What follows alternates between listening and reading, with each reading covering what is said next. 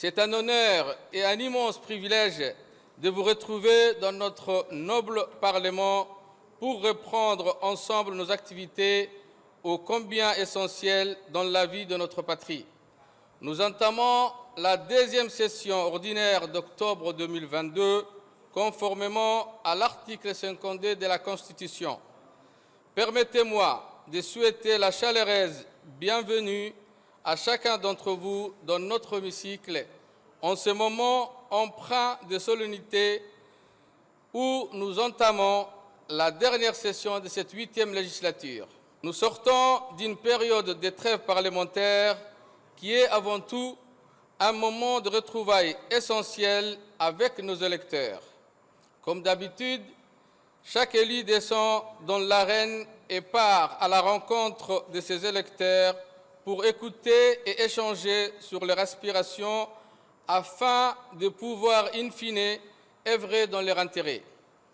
Ce rituel, nous l'avons vécu ensemble 5 années, si longues et si courtes à la fois, pour monter au front chaque jour, en défendant avec ardeur et dévouement les valeurs de la République et les aspirations de notre peuple.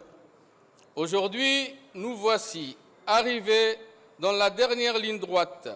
Il faudra mouiller la chemise et mettre la main à la pâte afin de faire au mieux en nous acquittant de nos responsabilités avec la même détermination et l'abnégation exemplaire dont nous faisons preuve. Nous sommes à quelques mois des élections législatives et scrutin important qui permet à la souveraineté populaire de s'exprimer après avoir examiné et apprécié le travail accompli tout au long de la législature, le mandat confié à ses représentants, toutes couleurs ou appartenances politiques confondues. Dans quelques mois, disais-je, nos concitoyens vont se pencher sur nos succès et nos limites.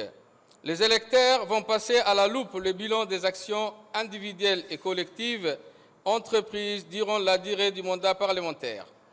En son âme et conscience, la nation passera en revue autant les législations mises en place que le contrôle de l'action du gouvernement effectué. Ils auront à nous dire si oui ou non nous avons été à la hauteur de leur confiance et au diapason de leurs aspirations. Ainsi, les élections législatives du février 2023 seront un moment de vérité sans concession, car l'histoire ne pardonne pas, et encore moins le grand peuple djiboutien qui a un lien sacré avec son institution parlementaire. Le Parlement demeure le fondement même de la démocratie et du pluralisme. Ces valeurs cardinales inscrites dans le marbre de notre Constitution et qui illustrent la devise même de notre République, qui se résume en 3 mots: unité, égalité, paix. La représentation nationale, principalement aux couleurs de la majorité présidentielle, soutient l'action du président de la République, son Excellence M. Ismaïla Omar Guelleh, qui mène d'une main responsable et déterminée notre pays sur la voie du développement et de la modernité. Nous sommes le soutien indéfectible de ce choix raisonné du peuple de Djibouti, qui a toujours su se montrer à la hauteur des enjeux de notre époque. En des temps aussi troubles, où des drames à l'échelle mondiale menacent la stabilité du monde, il est grand temps de resserrer les rangs derrière nos concitoyens qui ont su placer leur confiance en Allah, le Tout-Puissant, et garder à la barre un homme qui est habité par un esprit de fraternité et qui croit dur comme fer aux valeurs d'unité nationale et de cohésion sociale pour mener son projet de société à bon port.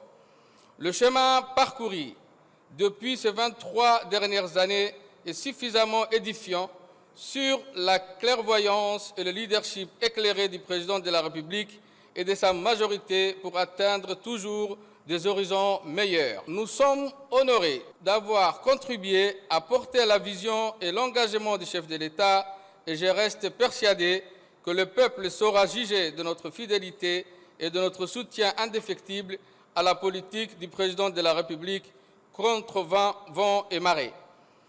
Comme toujours, la Maison du Peuple continuera à faire œuvre utile en assistant le président de la République, son Excellence M. Ismaël Omar Guelleh, secondé en outre par son gouvernement dans la bonne conduite des objectifs ambitieux retenus pour notre cher pays et qui sont tout à fait à notre portée. N'oublions pas que sans les bases solides de la paix et de la sécurité, nous saurons construire une nation prospère et solidaire et poursuivre le chantier du développement durable et l'amélioration des conditions de vie de nos compatriotes.